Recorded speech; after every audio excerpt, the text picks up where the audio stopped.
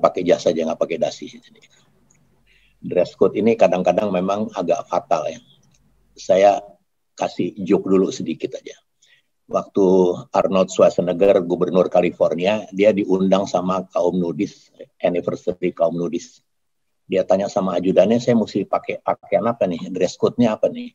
Ya nggak ada pilihan kan, ini nudis community.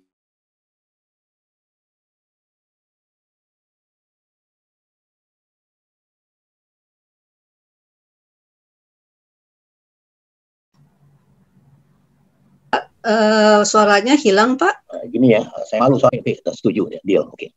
Jadilah gubernur California di nudist anniversary berdiri di depan, dia kasih kode, lampu dinyalain, dan setelah lampu dinyalain, ternyata karena kaum nudis itu sangat menghormati gubernurnya, mereka semua pakai jas dasi, jadi tinggallah si gubernur yang telanjang bulat di depan. Baiklah, saudara-saudara sekalian, saya ingin memulai dan saya ingin mencoba ini untuk mencoba share screen sendiri. Walaupun materi saya sampaikan juga, ya, mudah-mudahan dibantu kalau ada kesulitan. Bisa diberikan izin saya untuk share screen oleh host.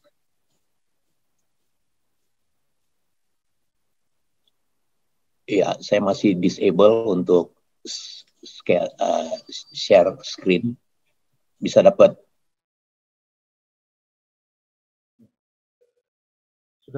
Sudah bisa Pak Dik? Sudah kami enable.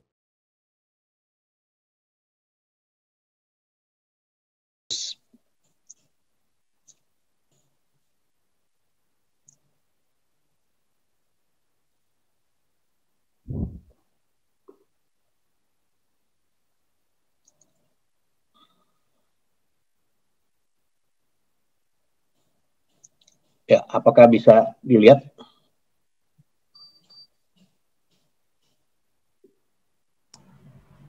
Bisa, saya bisa lihat, oke. Bisa ya? Bisa, saya bisa. Ya, yang penting Indra lihat, berarti yang lain lihat. Baiklah, Ibu, Bapak sekalian, para senior di bidang aviasi, saya ingin menyampaikan materi penerbangan yang memastikan pertumbuhan ekonomi dan ketahanan nasional. Yang saya uraikan nanti akan berkisar pada Indonesia yang luas, memerlukan transportasi, dan saya bicara tentang jalur perhubungan udara, dan berikutnya tentang misi utama dari transportasi udara, dan tentu saja saya akan membahas sedikit tentang industri penerbangan, dan juga tentang aviation culture. Kemudian kita berhadapan dengan pandemi itu bagaimana, dan beberapa tantangan yang dihadapi. Itu adalah yang ingin saya sampaikan, ya, overview-nya seperti itu. Baiklah, saudara-saudara sekalian,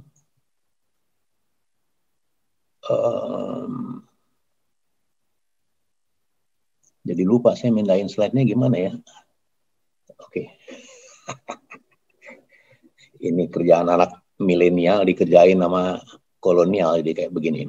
Baik. Ibu bapak sekalian, ya ini klasik ya, Indonesia itu luas, kepulauan yang tersebar di sepanjang garis khatulistiwa, dan kebanyakan juga berpegunungan. Sehingga transportasi itu menjadi sangat penting. Apakah itu darat, laut, kereta api, udara, dan terutama kita berbicara tentang perhubungan udara. Dan kalau kita berbicara tentang perhubungan udara, maka kita berbicara tentang penerbangan tentu saja. Nah, dalam dunia penerbangan kita mengenal jalur-jalur perhubungan udara. Nah, di dalam jalur-jalur perhubungan udara ini, maka agar mudah kita melihatnya, format dari jalur perhubungan udara ini kita bagi dengan jalur penerbangan perintis, jalur penerbangan kota besar dalam negeri dan luar negeri, jalur penerbangan umroh dan haji, dan jalur penerbangan yang dibutuhkan oleh investor yang biasanya dijalani oleh penerbangan charter, serta jalur penerbangan 9 bahan pokok dan sembako yang akan dilakukan oleh penerbangan kargo. Jalur penerbangan perintis ini saya lebih suka menamakannya sebagai jalur penerbangan pemersatu bangsa. Karena di jalur penerbangan inilah dihubungkan daerah-daerah yang terpencil, yang terisolasi, sehingga keutuhan bangsa ini bisa terjaga, bisa dirajut dengan jalur penerbangan perintis. Jalur kota besar dan kota-kota besar di dalam negeri dan di luar negeri, serta jalur umroh dan haji, saya ingin menamakannya ini masuk di dalam kotak yang bernama jalur penerbangan pembangunan nasional. Karena dia akan sangat berpengaruh kepada eksistensi sebuah negara dalam konteks proses pembangunan nasionalnya. Berikutnya tentang penerbangan charter dan penerbangan kargo. Nah, saudara-saudara sekalian, kalau kita melihat ke belakang sejenak, maka kita sudah melihat sebenarnya penataan ini sudah muncul di permukaan. Jalur penerbangan perintis dilayani oleh Merpati Nusantara Airlines, jalur penerbangan kota besar dalam negeri, luar negeri, dan jalur umroh dan haji dilayani oleh The Flag Carrier, Duta Bangsa, maskapai penerbangan Garuda. Untuk keperluan investor, sebagai leading sektornya adalah tentang pertambangan pada waktu itu, kita mengenal Pelita Air Service. Dan berikutnya, cita-cita pemerintah untuk satu harga di seluruh Nusantara, maka diluncurkanlah tol laut misalnya, dan itu sangat berhubungan dengan penerbangan kargo. Yang selama ini dalam perkembangannya kita masih kombi ya, tetapi belakangan ini kita sudah melihat bagaimana penerbangan kargo itu harus bisa juga terselenggara sendiri. Nah, saudara-saudara sekalian, apa sih sebenarnya transportasi udara itu? Kita harus bisa melihat bahwa the main mission dari transportasi udara itu sebenarnya adalah yang pertama untuk dukungan administrasi logistik pemerintahan, dan berikutnya juga sebagai tugas utama dari pemerintah dalam konteks, dalam perspektif public service obligation. Dan tentunya juga akan menyangkut tentang misi-misi pertahanan keamanan negara. Kalau kita mau fair, maka yang pertama misi utama ini adalah tentang pertahanan keamanan negara. Ini kita akan berbicara panjang kalau bicara tentang pertahanan keamanan negara, karena sebenarnya keamanan itu jauh lebih penting daripada pertahanan. Ya, apabila kita mempadankan keamanan itu dengan security. Jadi keamanan negara atau national security itu berada di atas daripada national defense. Kita lihat bagaimana sebuah negara yang sudah ratusan tahun umurnya, pada waktu diserang dari dalam negeri sendiri, pada peristiwa 9/11 di tahun 2001, dia kemudian mendirikan sebuah institusi baru yang bernama Department of Homeland Security. Jadi bukan Department of Homeland Defense misalnya. Tapi sekali lagi ini mengenai terminologi. Saya hanya ingin mengemas ini bahwa ada misi utama, ada 3 misi utama yang menjadi tugas dari transportasi udara. Nah, saudara-saudara sekalian, kalau kita berbicara tentang transportasi udara, maka kita bicara tentang industri penerbangan tentunya.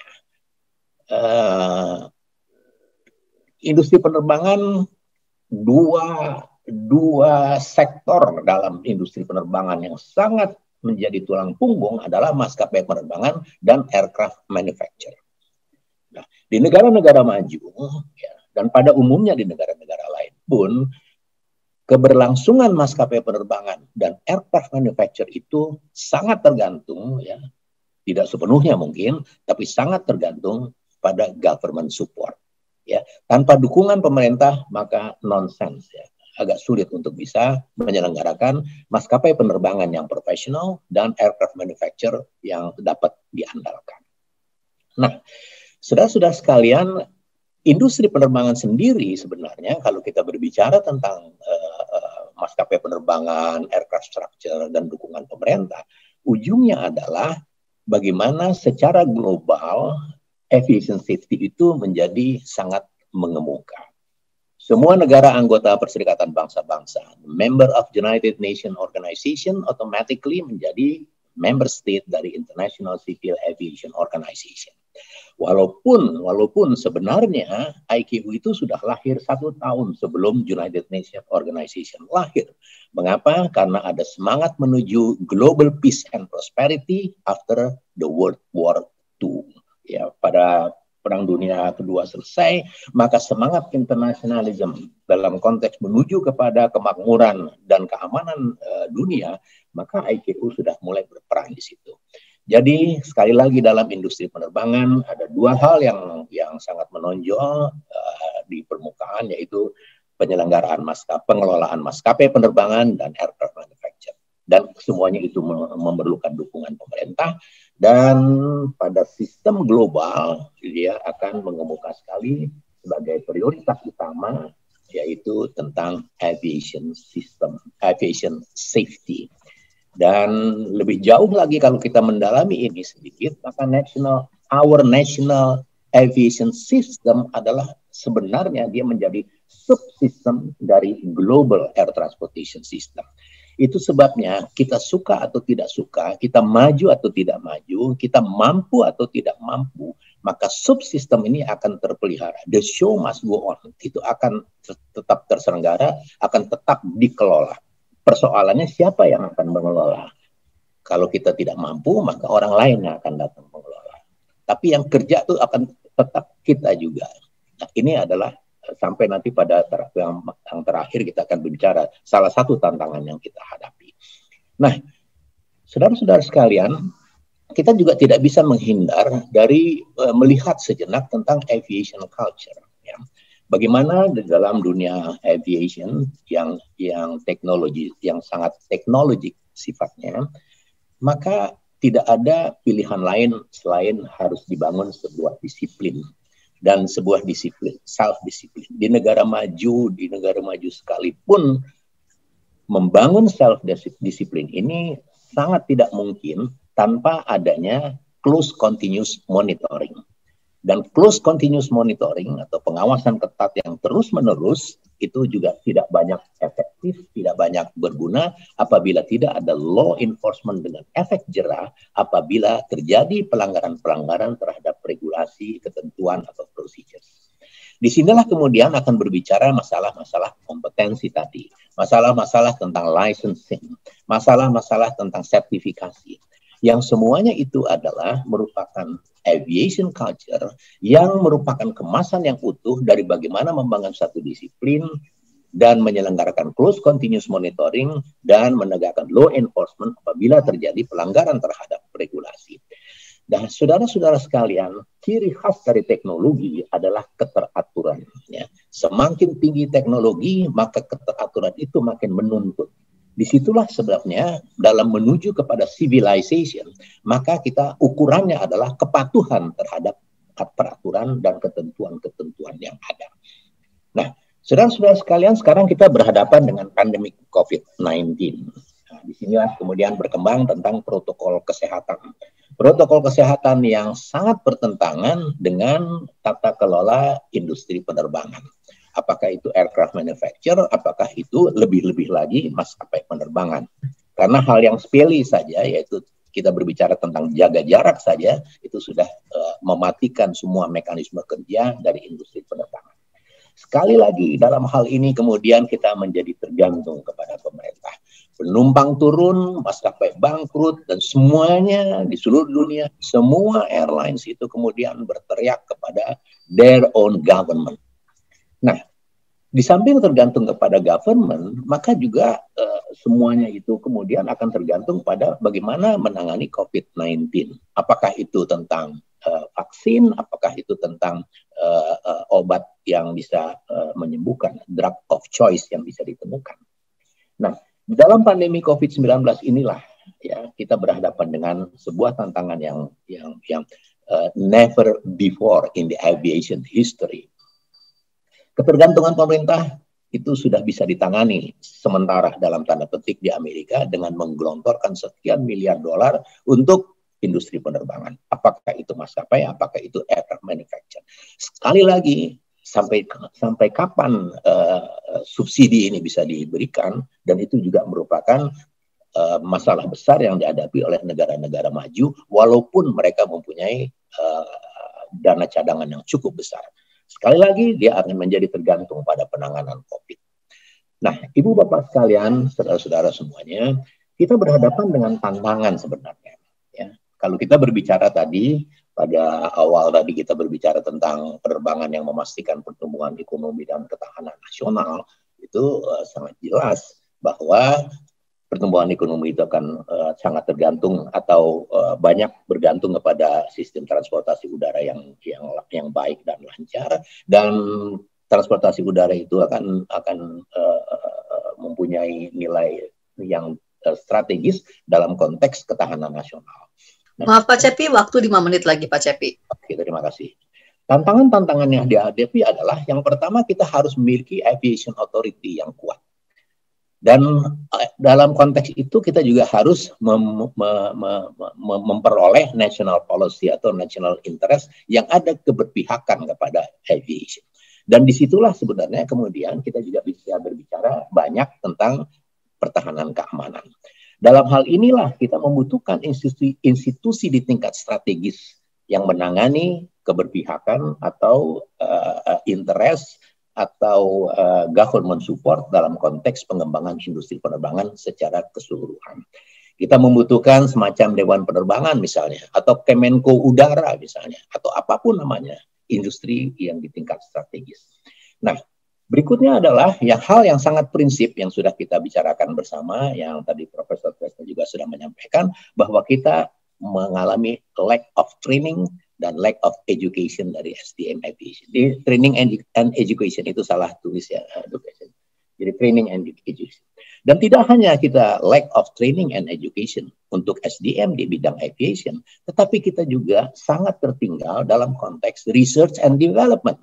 Nah, itulah saudara-saudara, ibu bapak sekalian, beberapa tantangan yang kita hadapi sekarang ini dalam menghadapi realita yang sama-sama kita hadapi.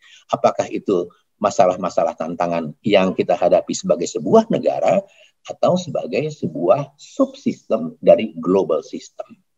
Nah, saya kira itu yang bisa saya sampaikan. Mudah-mudahan tidak melanggar waktu, ya, sesuai dengan regulasi, sesuai dengan aviation culture. 15 menit, ya, ini kan baru 14 menit 35 detik. Terima kasih. Sama-sama Pak, terima kasih Pak Cepi. Jadi saya coba wrap up sedikit bahwa tadi Pak yang tertarik di sini adalah kita masuk kepada aviation culture tersebut, di mana disiplin, close continuous monitoring menjadi penting, adanya law enforcement, dan tidak kalah adalah kompetensi licensing and certification, serta bagaimana training dan education itu menjadi tantangan khususnya di era saat ini. Oke, saya coba buka pertanyaan kepada siapa yang mau raise hand. Silahkan, saya tunggu ini. Atau mungkin saya kasih ke Pak Toto lagi untuk memancing kembali. Pak Toto, silahkan. Itu Pak Rowin udah raise hand tuh. Mana Pak Rowin? Itu udah. Oh ya, Pak Rowin, silahkan Pak Rowin. Mangga, silahkan Pak.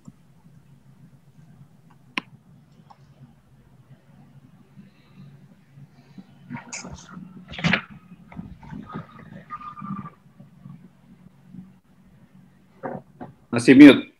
Pak Rowin masih mute. Terima kasih moderator. Selamat siang Pak Cepi Hakim. Semoga dilindungi selalu oleh Allah Subhanahu wa taala. Saya sangat sependapat dengan banyak topik yang disampaikan Bapak tadi. Jadi terutama poin utama adalah dunia aviasi ini sangat membutuhkan kedisiplinan. Aviation culture ini sebetulnya memang betul seperti kata Bapak, bersumber pada kedisiplinan memenuhi regulasi. Nah, topiknya di sini karena yang menyelenggarakan UTP, tentunya selain UTP, saya harap juga banyak sekali institusi pendidikan di Indonesia menanamkan hal ini, kedisiplinan terhadap regulasi di dalam pendidikannya. Saya lihat dari banyak institusi pendidikan, kalau itu negeri, tentunya ya banyak di antara kita yang bisa juga menyampaikan ke kolega-kolega yang ya berwenang lah, kompeten untuk menerapkan kedisiplinan itu. Kalau swasta, maka kebanyakan institusi pendidikan swasta itu ya sedikit banyak menggandeng kita juga gitu sebagai ya tokoh-tokoh penerbangan yang banyak pengalaman atau dianggap banyak pengalaman, dianggap kompeten gitu. Jadi disiplin ini pertama mulai dari kompetensi penguasaan ilmu dan teknologinya sendiri, kemudian disiplin bagaimana kita strict taat terhadap memenuhi regulasi yang sudah ditetapkan oleh otorita kedirgantaraan, dan disiplin menjalankannya, bukan hanya menafsirkan, tetapi menerapkan dan menjalankannya di industri masing-masing. Kalau airline ya kita taat bagaimana mengoperasikan airline, kalau MRO kita juga taat bagaimana mematuhi, menjalankan, melaksanakan, dan mencatat semua apa yang dilakukan, sehingga ada track recordnya bahwa kita memang memenuhi regulasi dan menjaga tercapainya safety, ya, kenyamanan, keamanan, dan kehandalan daripada pesawat terbang tersebut. Nah, Pak Cepi, tentunya selain Pak Cepi juga UTP, saya mohon tanggapan. Kira-kira di tengah suasana Indonesia ini yang ya di dalam media cetak, media informasi, belakangan ini kita dengar literasinya, minat bacanya itu sangat rendah. Mungkin juga perlu dicarikan kiat-kiat bagaimana generasi muda, bagaimana kemudian para lulusan institusi pendidikan ini bisa tetap diingatkan untuk tetap disiplin di dalam pertama menafsirkan, kemudian menjalankan, menerapkan, mencatat semua langkah yang memenuhi regulasi tadi. Disiplin ini harus tertanam di dalam diri masing-masing. Tidak hanya bisa diingatkan terus. Semoga bermanfaat masukan saya, semoga berkenan Pak Cepi atau UTP menanggapi apa yang saya sampaikan. Terima kasih. Terima kasih Pak Roin. Pak Cepi silahkan ditanggapi, nanti mungkin bisa ditambahin oleh Pak Profesor. Silahkan Pak Cepi. Baik, terima kasih Pak Roin. Saya sangat senang ada respon tentang disiplin. Mengapa? Karena disiplin adalah berangkat dari personal attitude. Ya. Disiplin adalah mewarnai personal character. Dan kalau kita berbicara tentang karakter, kita berbicara tentang kepribadian, maka dia sebuah attitude, dia adalah sebuah hal yang tidak bisa diperoleh dalam satu malam. Ya. Kalau kita berbicara disiplin, kita berbicara tentang personal attitude, maka sangat menyedihkan di Indonesia ini kita pasti mengalami kesulitan besar dalam konteks membangun self-disiplin. Mengapa? Karena self-disiplin itu hanya muncul di ceramah-ceramah seperti ini sama di lembaga-lembaga pendidikan, di kelas-kelas rumah. Sementara di luar, ya, kalau kita keluar rumah, itu ada intensive course gratis untuk mendidik orang-orang menjadi orang-orang yang tidak tahu aturan, ya, lalu lintas.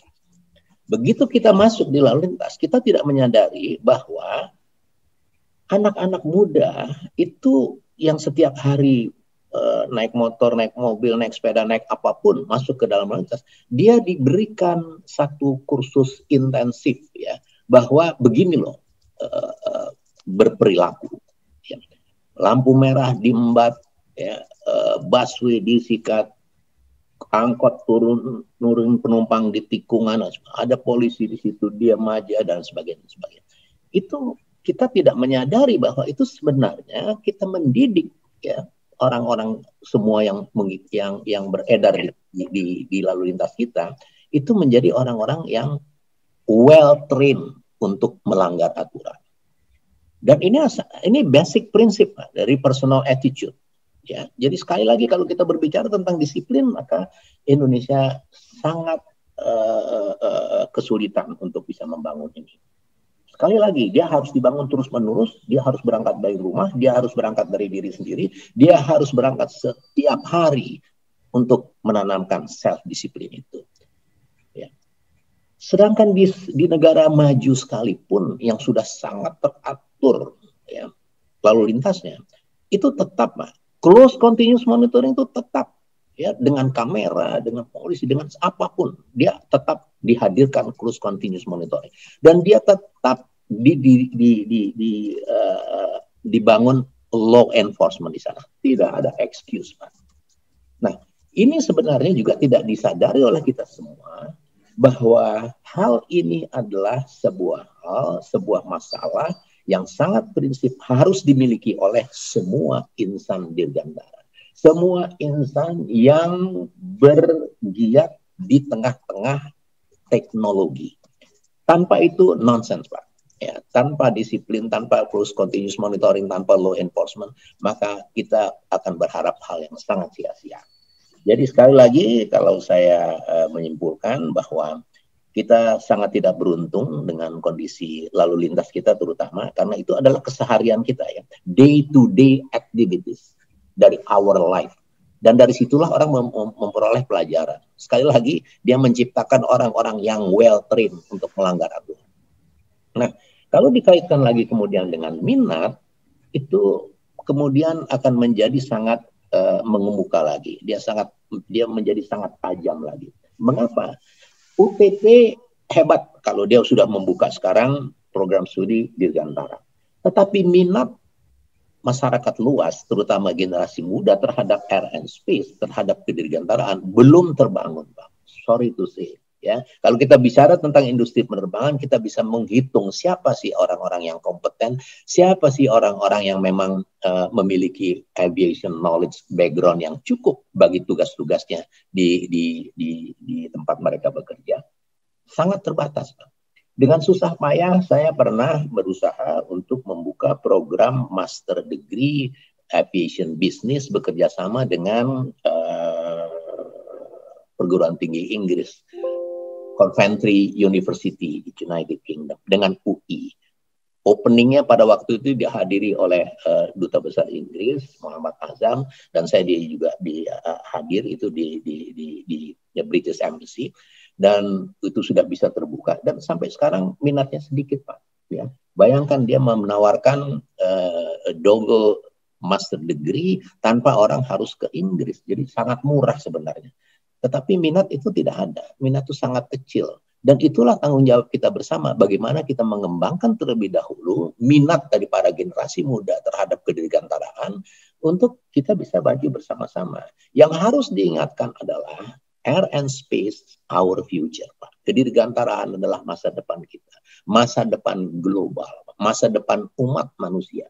Ya, kita bisa menyaksikan kalau kita melihat perkembangan dari International Space Station dari 5 negara yang tadinya bermusuhan, dan sekarang juga ada lagi International Space Station yang dikembangkan oleh China.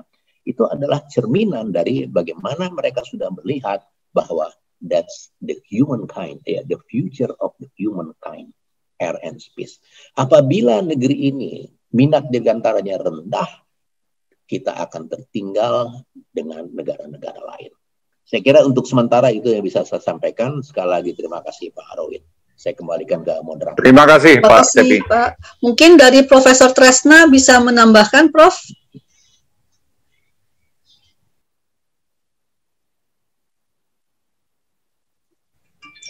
Oke, kalau dari Profesor Tresna nggak ada, mungkin saya buka. Oh ya, silakan Pak Prof. Ada. Silakan Prof. Ya, terima kasih.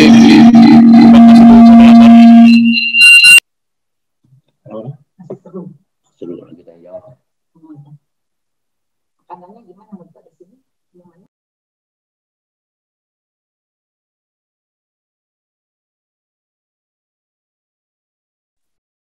Suara nggak kedengeran, Pak. Halo Prof, ya Okay. silakan. Baik, apa namanya, memang saya ingin membawa kepada bagaimana dunia penerbangan kepada transformasi digital gitu ya. Sebab kalau kita tidak melakukan, maka operator penerbangan di berbagai belahan dunia itu melakukannya. Nah, ini di dalam saya punya pengalaman yang betul-betul membekas di saya di dalam kegiatan konsultansi ya. Kegiatan konsultasi waktu itu dengan Universitas Indonesia untuk dalam menghadapi globalisasi angkutan udara. Itu kita melakukan survei ke seluruh Indonesia itu, dan ada satu yang kita temui yaitu mengenai overview-nya berbagai instrumen ya. Statistiknya cukup tinggi gitu, overview gitu ya. Nah, tentu dengan era digital ini instrumen-instrumen yang memerlukan selalu regularly calibrated gitu ya, itu bisa dilakukan suatu automation sehingga mobilisasi dari surveyor atau engineer untuk melakukan kalibrasi dari instrumentasi itu bisa dikurangi dengan adanya automation ini. Artinya menjadi sangat tepat alat itu di mana dan harus dilakukan suatu kunjungan lapangan untuk dilakukan kalibrasi. Tapi kalau sudah ada automation dilakukan, maka alat tersebut tidak perlu didatangi lagi karena memang sudah terdeteksi bahwa dia sudah di recalibrated dan bisa atau eligible untuk beroperasi kembali. Nah, ini contoh-contoh hal yang di dalam transformasi digital ini tentu memerlukan betul-betul awareness dan disiplin gitu ya. Karena overview dari suatu instrumen-instrumen penting karena menyangkut keselamatan, maka kalau bisa memang zero defect dari pelayanan ATC ataupun instrumen dalam pesawat dan sebagainya itu betul-betul calibrated. Ini satu mungkin Pak Cepi ini punya pengalaman luar biasa. Saya kagum sekali ya sebagai pilot pesawat tempur, kemudian juga menjadi pilot di komersial di Merpati malah ya, Merpati pernah. Dan saya sangat appreciate dan itu pertanyaan saya Pak, salah satu aja gitu ya. Tentu masih banyak temuan waktu yang itu secara statistik, cuma yang paling tinggi dan mengagetkan itu adalah overview dari kalibrasi instrumen-instrumen di pesawat. Oke, terima kasih Pak Prof. Silakan kalau ada mau lagi yang raise tangannya. Siapa dulu? Mas Agung. Ya Mas Agung, boleh silakan. Silakan Pak Agung. Mas Indra dulu, silakan Mas. Oke. Ya, Mas Indra. Dia tahu, mana jadi senior dia tahu. Jenderal, aduh.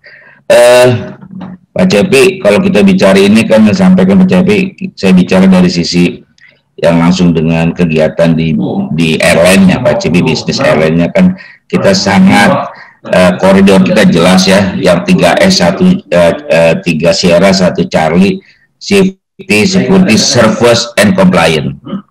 Dan yang ternyata yang Pak Cepi sampaikan tadi, banyak sekali kejadian-kejadian di tempat kita yang berkaitan dengan terutama safety dan tadi tidak comply Pak, tidak comply. Dan sering-sering terjadi, maaf ya, ada kata-kata pembiaran. Kenapa? Karena safety awareness-nya yang saya bilang banyak rendah. Nah, dalam kaitan ini kalau yang Pak Cepi sampaikan, kita di teknik ini, di bangkara ini kan jelas boleh katakan tidak ada ditolerir lah sedikit mungkin ya, karena kita sangat harus akurat Kalau saya ngomong kita di pesawat terbang ini mungkin hanya setingkat di bawah daripada teknologi roket lah. Jadi hitungannya per detik. Nah seperti rekan-rekan jenderal yang apalagi dengan pesawat tempur yang mainnya hanya hitungan detik demikian. Tapi ya ini saya katakan ini baik-baik terjadi ya di dunia kita di sipilnya ini yang hal tadi kalau safety awareness. Nah dalam konteks ini kita tahu bapak-bapak rekan-rekan di TNI AU dengan safety awareness yang sangat tinggi. Apakah kalau kita bicara kolaborasi dari tadi, apakah sudah bisa ada kolaborasi antara dari rekan-rekan bapak-bapak di TNI AU dengan institusi pendidikan? Khususnya apalagi kalau kita bicara yang cepat digunakan adalah misal di vokasi demikian. Saya nggak tahu nih UTP juga mungkin udah bisa. Sehingga hasil dari UTP ya yang juga satu dengan Kemendikbudristek, satu lagi dengan yang saya katakan tadi DKPPU berkaitan dengan kemampuan untuk kompetensi kualifikasi ya dari khususnya untuk berkaitan dengan yang engineering and assurance. Kalau di RN kita jelas-jelas engineering and assurance itu harus ada. Walaupun maintenance-nya diserahkan kepada contoh Garuda serahkan kepada GMF sebagai perusahaan lain, sebagai perusahaan sendiri. Tapi di Garuda di semua airline harus ada quality and assurance. Itu yang tentu bertanggung jawab kepada regulator. Nah, pertanyaan saya tadi berkaitan dengan kolaborasi. Sejauh mana nih? Mungkin nanti Prof. Tresna juga bisa sampaikan apakah ada kolaborasi dengan bapak-bapak di TNI AU yang demikian sangat tinggi safety awareness-nya. Begitu, Pak Jenderal. Terima kasih. Terima kasih Pak Indra. Mungkin saya masukkan Pak Agung dengan Pak Cucu dulu sebelum dijawab Pak Cepi dan Profesor Tresna. Silakan Pak Agung. Nah, setelah Pak Agung mungkin bisa langsung lanjut tanpa Cucu. Pak Cucu dulu, senior. Oke, monggo silakan Pak Cucu. Ya, terima kasih atas waktu yang diberikan kepada saya. Saya kira kita yang bekerja di bidang penerbangan paham benar bahwa sebetulnya keselamatan penerbangan itu sudah dijaga sedemikian rupa sehingga pertahanannya itu dibuat jauh lebih baik daripada transportasi moda lain. Yang pertama. Yang kedua, kita juga menyadari bahwa manakala kita di dalam pesawat udara, maka kita tinggal di satu tempat yang isolated. Yang kedua, bahwa kalau transportasi moda lain itu hanya mungkin pergerakan ke kiri, ke kanan, maju, mundur, lateral. Tapi kalau penerbangan, itu kita membutuhkan tenaga untuk pesawat itu tetap atau naik turun di udara. Dan tidak boleh katakanlah bahwa energi yang dibuat untuk naik turun pesawat udara itu katakanlah hilang mati sama sekali. Tapi kalau misalnya kita naik dengan angkutan jalan atau angkutan kereta api, ya kalau mogok ya sudahlah di situ saja diam kan gitu. Nah, hal ini ada kaitannya dengan tadi bagaimana membuat sadar atau masyarakat mengerti bahwa tantangan di keselamatan di angkutan udara itu demikian besar sehingga harus dicegah bahwa kita mengabaikan saja atau menyamakan dengan upaya-upaya keselamatan di angkutan darat, laut, atau air, atau kereta api. Nah, pertanyaan saya kemudian, apakah ada trik-trik atau cara-cara khusus dalam hal ini di dalam rangka edukasi kepada masyarakat, sehingga tujuan kita itu tercapai. Masyarakat menyadari bahwa keselamatan penerbangan itu harus dijaga benar-benar. Itu saya kira itu cocok untuk Pak Cepi Hakim maupun untuk universitas kita yang ini. Tapi satu lagi, apakah nanti di dalam kurikulum dari pendidikan itu juga diberikan kepada mahasiswa-mahasiswa tentang kesadaran yang mendasar, kesadaran yang tinggi bahwa keselamatan penerbangan itu jauh membutuhkan teknik dan operasi yang demikian rumit begitu, sehingga tidak menjadi kendala lagi manakala kita mengatakan bahwa kalau kemudian seperti yang terjadi akhir-akhir ini adanya pandemi, itu boleh jadi kita nggak punya tawar-menawar lagi kalau tetap disamakan dengan transportasi angkutan jalan, transportasi kereta api. Mungkin penumpangnya kalau dengan aturan yang di luar penerbangan akan menjadi nggak ada sama sekali, kan tidak cukup ruangannya dan tidak cukup ekonominya karena nilai atau harganya demikian tinggi untuk transportasi udara bersatuan volume atau berat. Demikian yang saya sampaikan, mohon berkenan tentunya Pak Cepi maupun. Terima kasih Pak Cucu. Pak Agung nanti mungkin digabung dan Pak Helmi ya Pak Agung ya, biar dijawab dulu oleh Pak Cepi dengan Prof kalau Prof mau menambahkan. Silakan Pak Cepi. Baik, terima kasih. Ini pertanyaan sangat menarik. Yang pertama tentang kolaborasi militer dan sipil. Kemudian tentang pendidikan, edukasi yang menyangkut tentang aviation safety.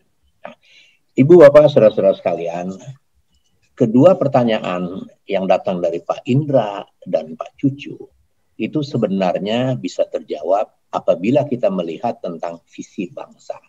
Ya, maksudnya begini, pada tahun 50-an, pada ketika kita belum punya pesawat, ya, itu kita sudah melihat bahwa penerbangan is the future. Bahwa industri penerbangan itu adalah satu hal yang sangat penting, yang sangat memudahkan untuk memperoleh pemasukan negara. Yang sangat mudah untuk digunakan dalam konteks menuju kesejahteraan rakyat. Ya. Kita tidak punya pesawat, tapi kita tahu tentang penerbangan, akhirnya kita patungan, kita beli pesawat. Ya. Patungan beli pesawat, setelah punya pesawat, rutenya nggak ada yang bisa menghasilkan. Cari rute di luar. Ngompreng dengan home base di Rangoon, Burma. Pada waktu kita sudah mulai merangkak ke depan, ya, Indonesia sudah membangun tahun 55 namanya Dewan Penerbangan. Sebelum negara kepulauan ini memiliki Dewan Kelautan, Indonesia sudah memiliki Dewan Penerbangan. Belum menjadi Depandri, yang nanti-nantinya. 55, Dewan Penerbangan. Itu adalah cerminan atau refleksi dari visi bangsa. Bahwa dia sudah melihat bahwa kedirgantaraan adalah masa depan. Tidak hanya berarti masa depan, tapi juga berarti now and the future. Kita harus memulainya dari sekarang, tahun 50-an. Ya. Jadi tahun 50-an itu, kita lihat lagi bagaimana negara ini mendirikan Akademi Penerbangan Indonesia di Curug. Itu adalah the best flying school in the world. Saya sudah melihat banyak sekolah penerbangan di banyak negara, tidak ada yang sebesar dan selengkap di Curug. Dan apa yang dikerjakan di Curug itu tidak hanya menghasilkan pilot, dia menghasilkan teknisi, dia menghasilkan air traffic controller, dia menghasilkan banyak di bidang-bidang kedirgantaraan. Dia menjadi education, training and education center. Tidak hanya di Indonesia, karena kita mendidik juga dari luar negeri. Dia menjadi training and education aviation center dari Southeast Asia. Ya. Di Asia Timur Jauh itu pusatnya dulu orang mengenal di Curug. Para senior aviation di dunia internasional, di berbagai organisasi internasional, dia sangat mengenal Akademi Penerbangan Indonesia pada waktu itu. Apa artinya? Sekali lagi, di situ sudah banyak berlaku, di situ sudah banyak berjalan kolaborasi secara nasional. Bung Karno menyatakan, kalau kita berbicara tentang kedirgantaraan, kita harus mengemasnya dalam satu kemasan yang disebut National Air Power. Tidak mengenal sipil atau militer, tapi dia secara nasional, sebuah potensi yang dimiliki di bidang kedirgantaraan itu harus ada wadahnya namanya National Air Power. Saudara-saudara sekalian, pada tahun 70-an, 80-an, pada ketika kita berkembang maskapai penerbangan yang kekurangan pilot, sementara pada satu era angkatan udara yang mengembangkan banyak pilot tapi pesawatnya tidak ada, di situ sudah terjadi kolaborasi secara nasional. Banyak penerbang-penerbang angkatan udara yang ditugaskan di penerbangan sipil. Mereka terbang di Garuda, mereka terbang di Merpati Nusantara, mereka terbang di Mandala dan sebagainya. Di situ kemudian sudah banyak kolaborasi di education and training. Di Sekolah Penerbang Angkatan Udara di Jogja, itu sudah didatangkan para guru-guru dari Akademi Penerbangan Indonesia di Curug, supaya level dari graduate Sekolah Penerbang Angkatan Udara itu minimal dia CPM. Walaupun tidak akan semuanya akan terbang di penerbangan sipil, tetapi leverage dari education and training di bidang aviation sudah ada linknya di sana. Beberapa instruktur penerbang di Angkatan Udara ditugaskan untuk menjadi instruktur penerbang di Curug. Jadi saudara-saudara sekalian, kalau kita berbicara tentang air and space, kalau kita berbicara dirgantara, kita harus juga mempertimbangkan integrated way of thinking. Kita harus mempertimbangkan keterpaduan dari keseluruhan potensi yang kita miliki, apalagi berhadapan dengan cita-cita yang akan kita tempuh, akan kita capai bersama. Tidak mungkin kita apabila terpisah-pisah seperti itu, sangat tidak mungkin. Sekarang ini kita melihat realita yang kita hadapi sebagai hasil dari pekerjaan kita yang terkotak-kotak. Ya. Kita bisa lihat bagaimana pada waktu Cengkareng itu berlimpah ruah, kemudian terjadi delay yang nggak keruan-keruan. Tidak pernah ada investigasi di sana. Tapi langsung ada terminologi yang sangat menarik, yaitu dipindahkan Halim dengan terminologi, saya lupa itu namanya, pemberdayaan atau apa namanya. Intinya adalah kita tidak memecahkan masalah dengan baik. Mengapa? Karena kita terkotak-kotak. Karena air and space, karena kedirgantaraan secara nasional itu tidak mempunyai national keterpaduan secara nasional, tidak berada pada satu platform national vision di sana. Tidak terjadi itu. Itu sebabnya kita sekarang melihat hasilnya itu seperti itu. Jadi ada yang salah memang. Salah satu kesalahan yang sangat utama adalah keterpaduan dalam membangun secara nasional potensi kedirgantaraan. Kita sangat menyayangkan, wah Pak Habibie sudah menghasilkan pesawat, Nur Tania, Wiweko dan sebagainya. Kemudian orang dengan enteng aja mengatakan kok nggak bisa jualan. Tidak bisa jualan. Selama government tidak berada di tengah-tengahnya, selama keterpaduan itu tidak ada, tidak mungkin ada jualan pesawat.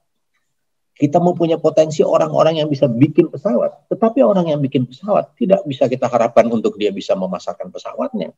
Sekali lagi, kita memerlukan integrated way of thinking, keterpaduan dari seluruh kompetensi dan potensi yang kita miliki di bidang kedirgantaraan untuk bersatu, baru kita bisa bekerja, berjalan, bergulir bersama-sama. Selama Pak Habibie jalan sendiri, selama maskapai penerbangan jalan sendiri, selama bandara jalan sendiri, inilah semua yang tengah kita nikmati, Ibu Bapak Saudara-saudara. Sorry to say, tapi itulah sebenarnya kita tidak sadar bahwa kita setengah menikmati apa yang sudah kita kerjakan selama ini. Jadi sekali lagi pertanyaan Pak Indra dan Pak Cucu itu sangat nyambung ya, bagaimana tentang kolaborasi, bagaimana tentang edukasi, bagaimana tentang juga menyangkut tentang disiplin dan kesadaran kepentingan dalam konteks aviation safety. Itu hanya percilan-percilan semuanya Pak. Kita perlu satu basket untuk masuk di dalam situ, untuk kita bergerak bersama-sama. Selama itu tidak ada, ya kita lupakan saja Pak. Kita tidak mungkin untuk mencapai. Bagaimana sekarang kita menyaksikan tidak ada satu institusi di tingkat strategis yang mengenangani tentang kedirgantaraan. Ya, Depandri udah nggak ada, Lapan udah nggak ada, semua nggak ada. Ada kok, tapi dia di bawah BRIN. Ada kok, dia tapi di bawah ini. Itu sama sekali tidak akan memecahkan permasalahan. Karena permasalahannya adalah harus berada pada decision maker yang berada di tingkat strategis. Itulah kuncinya sebenarnya. Selama tidak ada political will, selama tidak ada national commitment, kita tidak akan bisa. Ya. Saya kira sementara itu dulu jawaban saya. Saya kalau menjawab gini bisa nggak habis-habis saya ngoceh. Terima kasih Pak Cepi. Mengingat keterbatasan waktu, mungkin saya persilahkan Pak Agung dan Pak Hemi untuk memberikan pertanyaan atau tanggapannya.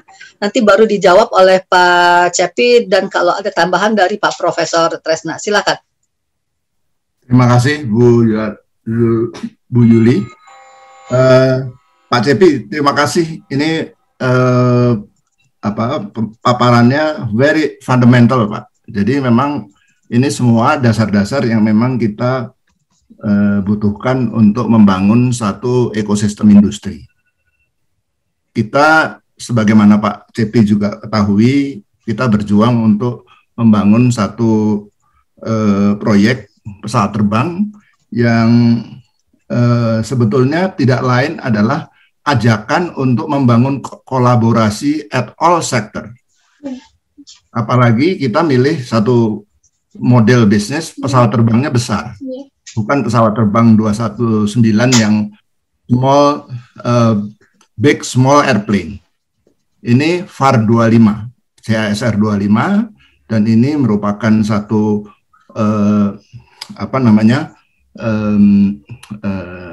rangkuman dari berbagai aspek bisnis, aspek transportasi udara, aspek industri, aspek SDM, dan segala macam.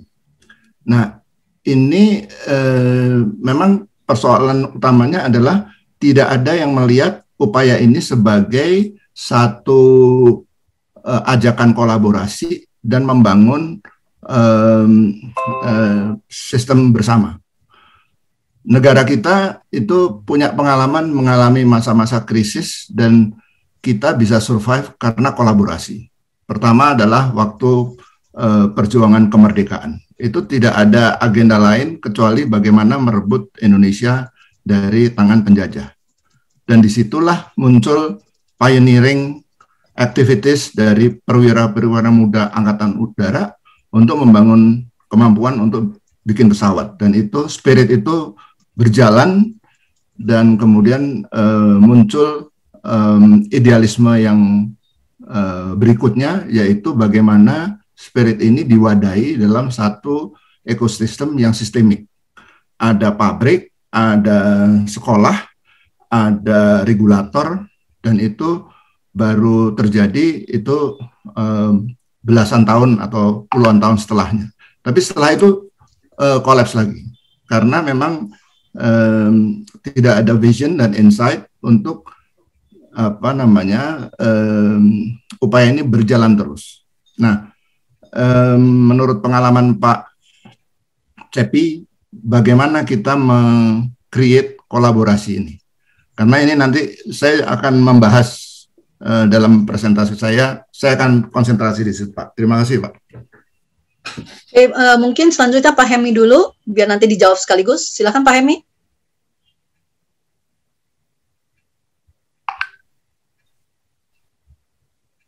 Mungkin panitia bisa meng-unmute Pak Hemi dulu. Silakan Pak Hemi. Terima kasih Bu Yuliantika. Assalamualaikum warahmatullahi wabarakatuh.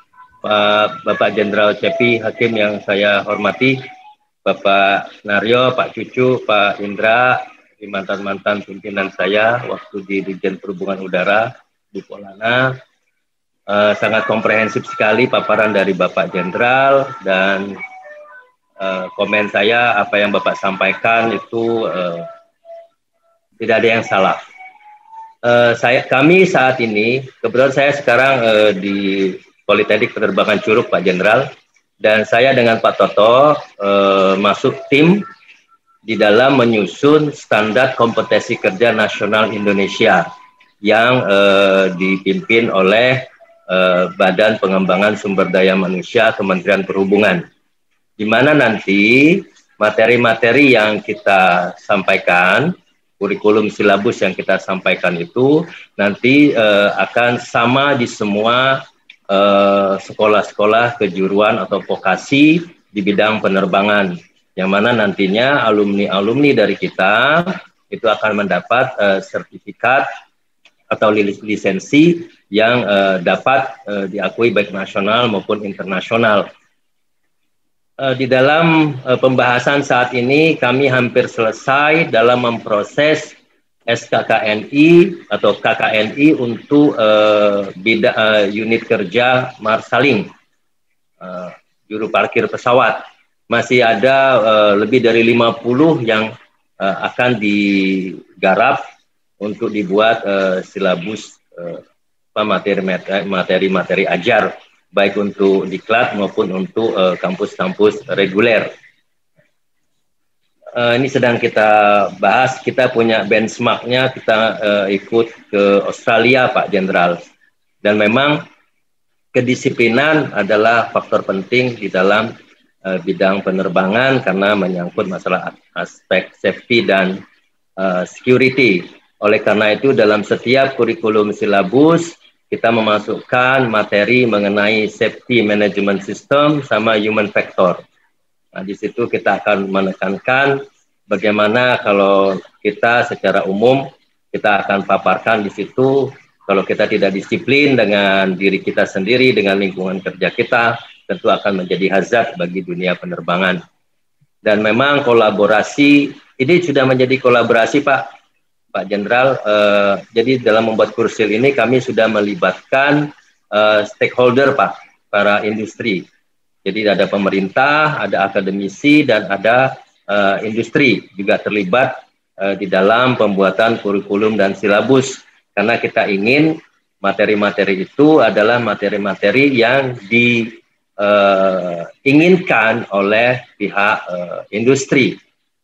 Jadi nanti sudah ada link and match-nya nanti akan ada di dalam SKKNI yang sedang digarap oleh tim di bawah pimpinan dari BPSDM Kemenhub.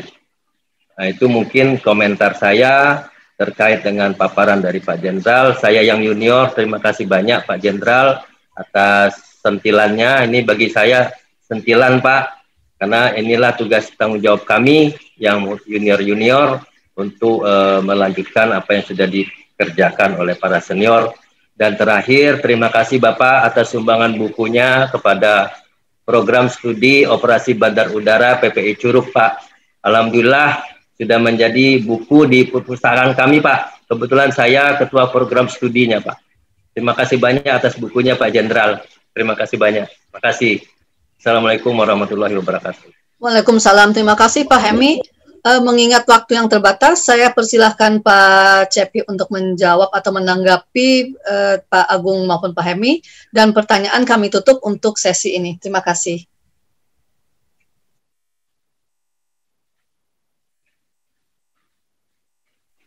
Sorry, ya. Baik, terima kasih Pak Agung dan juga Pak Helmi. Jawabannya itu panjang sekali ya, jadi saya harus singkat aja. Begini. Selama tidak ada keterlibatan pemerintah dalam konteks industri penerbangan pada umumnya, maka kita akan mengalami kesulitan yang luar biasa. Ya, apapun itu. Kita harus pahami terlebih dahulu bahwa kalau kita berbicara tentang aviation, maka sebenarnya kita tengah berbicara tentang hal yang sangat erat dengan yang dikenal dengan internation. Ya, itu sebabnya misalnya begini. Pada tahun 2011, 2013, 2014, ya, pada saat Rusdi Kirana beli pesawat Airbus, Boeing, dan ATR, itu penandatanganannya dihadiri oleh Presiden of United States, ya, Presiden United States of America. Airbus dihadiri oleh Holanda. ATR dihadiri oleh Perdana Menteri Italia. Ya. Apakah seorang presiden mau menyaksikan penandatanganan hanya ada Rusdi Kirana di situ? Sangat tidak mungkin. Dia tahu betul Rusdi Kirana adalah representasi dari Indonesia. Dia pasti mendapat backup dukungan yang penuh dari pemerintah Indonesia. Karena it's multi-billion dollar business. Tidak hanya itu, dalam international relationship ada yang namanya reciprocal, high level strategic reciprocal mechanism. Jadi tidak mungkin seorang kepala negara berhadapan dengan seorang yang tidak mewakili kepala negara. Ya, ekstrimnya seperti itu. Ya, saya hanya ingin menggambarkan, mendramatisasi bahwa itulah backup dari government terhadap industri penerbangan. Dan itu disebut, Obama mengatakan penandatanganan kontrak ini menyelamatkan tenaga kerja di Amerika. Itu disebutkan oleh seorang presiden. Ya. Holanda juga lebih kurang dengan bahasa yang berbeda, dia juga menyebutkan itu.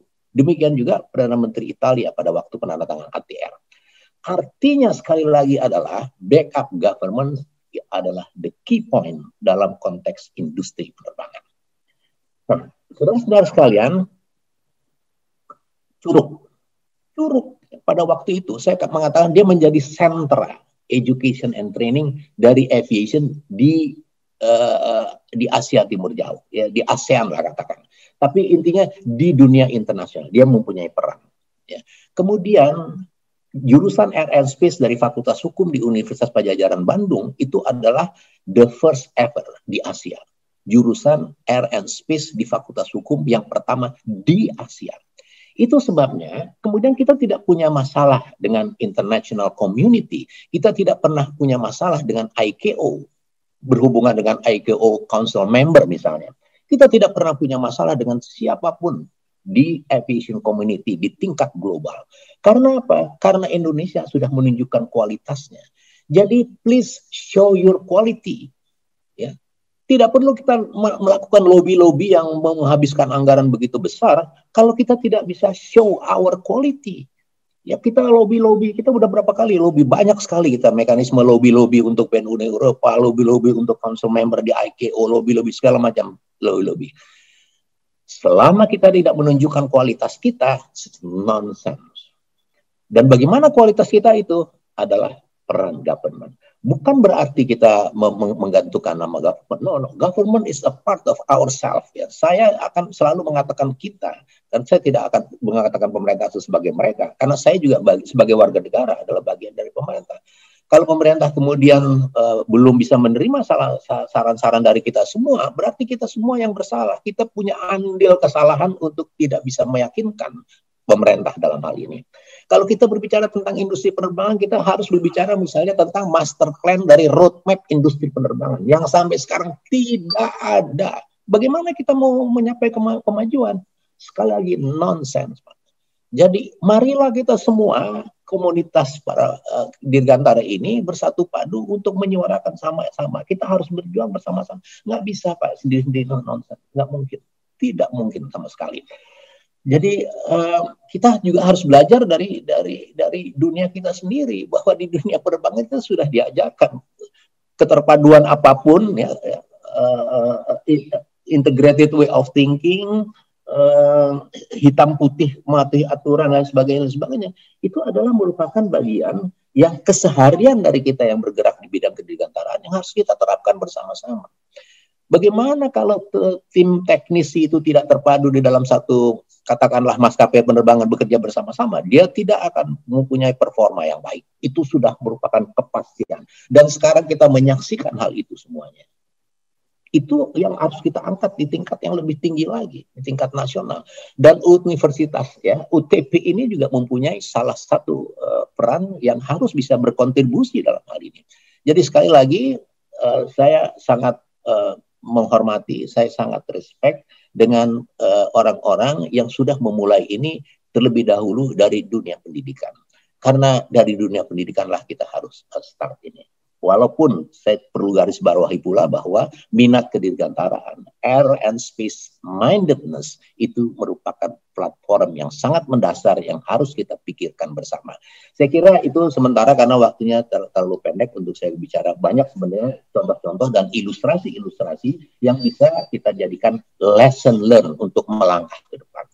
Saya kira demikian. Terima kasih. Mohon maaf kalau ada hal yang kurang berkenan. Terima kasih sudah menonton. Jangan lupa subscribe, like, dan nyalakan notifikasinya.